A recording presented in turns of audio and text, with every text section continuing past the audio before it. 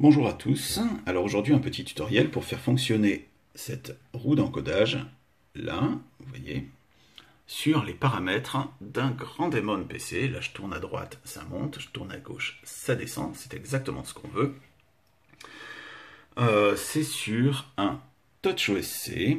Alors la première chose à faire, bien sûr, c'est de télécharger ce dont on va avoir besoin.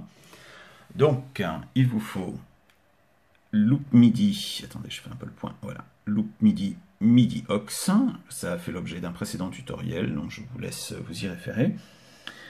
Et TouchOSC Bridge, TouchOSC Editor, et sur votre tablette, TouchOSC, bien sûr. Alors moi c'est un iPad, ça peut être autre chose. Donc, je vous rappelle que la connexion à chaud sur MIDI aux ne fonctionne pas. Donc la première chose à faire, c'est vous allumez votre loop MIDI. Hop, donc j'en avais préparé un comme la dernière fois, c'est toujours mon Outfogramma 2. Il est allumé, c'est fait. Je fais la même chose avec TouchOSC Bridge, je l'allume. Et après, je peux allumer MIDI aux. Je vais avoir besoin de MIDI aux car j'ai une traduction à faire et je vais vous expliquer ce que c'est. Donc, avant d'aller sur MIDI aux, je vais aller sur TouchOSC Editor, là. Et donc, là, vous voyez la réplique sur mon PC de ce que j'ai sur ma tablette. Ça se synchronise. Et voilà comment ça marche. Je ne vais pas détailler comment fonctionne TouchOSC, TouchOSC Editor. Il y a des tutoriels qui sont très très bien faits, jetez-y un œil. Ce qui pose le plus de problèmes finalement, c'est cette fichure d'encodage. Donc, pour cette roue d'encodage qui est sélectionnée, j'ai choisi d'envoyer sur le channel 4 la note 18, mais la roue d'encodage, elle envoie deux valeurs de vélocité, 0 ou 127, selon que je tourne à gauche ou à droite. Si je tourne à gauche, c'est 0, si je tourne à droite, c'est 127. Mais quand je tourne à gauche, ça envoie une valeur de note off, du coup, avec un 0. Donc ça m'intéresse qu'à moitié. Du coup, je le passe en note 18 avec la valeur de vélocité 1 ou 127. Donc ça reste, dans les deux cas, une valeur de note on.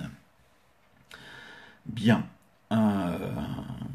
Donc quand je tourne, c'est quelque chose de très arbitraire. Je me dis que quand je vais le tourner à bloc, vers la droite, ça va me donner la note 18 avec la vélocité 127 que je vais transformer dans une autre note MIDI.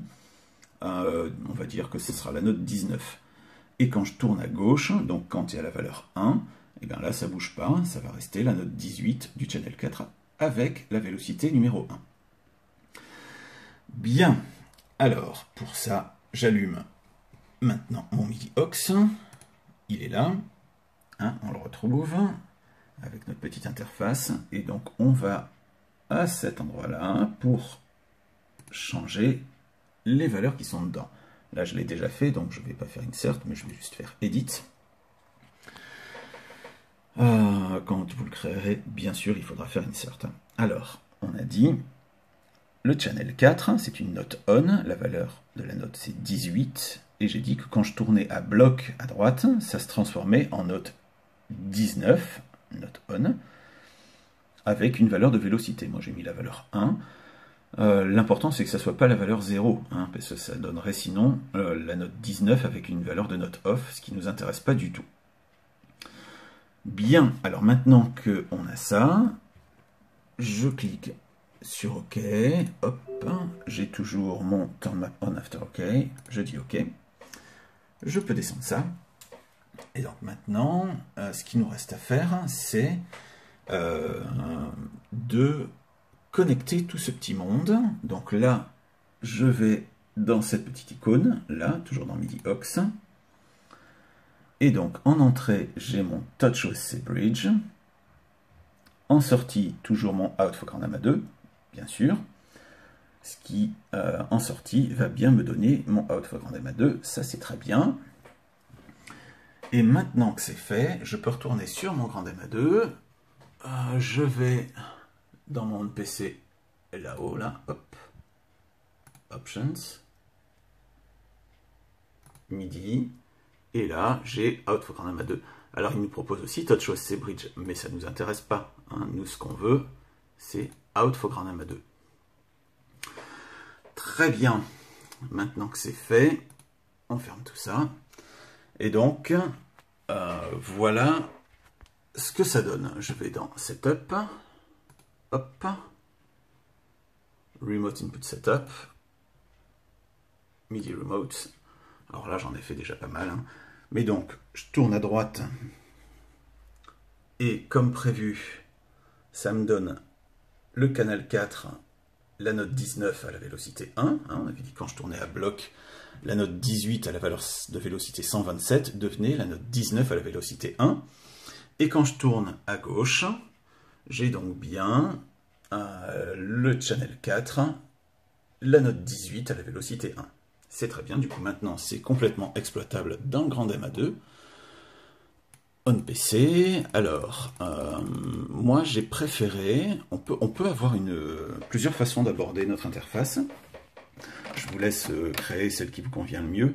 Moi j'ai préféré, avec des boutons, sélectionner les paramètres et avoir une seule roue d'encodage. Il y a d'autres possibilités, on peut avoir plusieurs roues d'encodage par paramètre. Ce qui est super aussi. Franchement, c'est à vous de décider de ce que vous préférez. Donc moi, je me dis, quand j'appuie sur Dimmer, ça va me sélectionner l'attribut Dimmer. Alors voilà comment ça marche. Voilà. Je me dis, quand j'appuie, je lui ai attribué la note 0.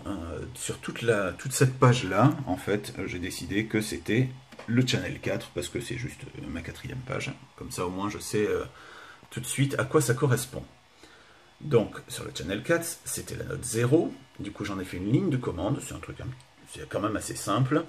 J'ai juste fait une variable, param, hein, comme paramètre, qui prend la valeur dim, pour dimmer. Hein. Après, il y a pan, tilt, etc. Si vous voulez avoir les différentes valeurs à rentrer pour ce paramètre, hein, vous faites juste list attribute, et vous aurez en retour de ligne de commande toutes les valeurs à rentrer pour pouvoir contrôler les différents attributs.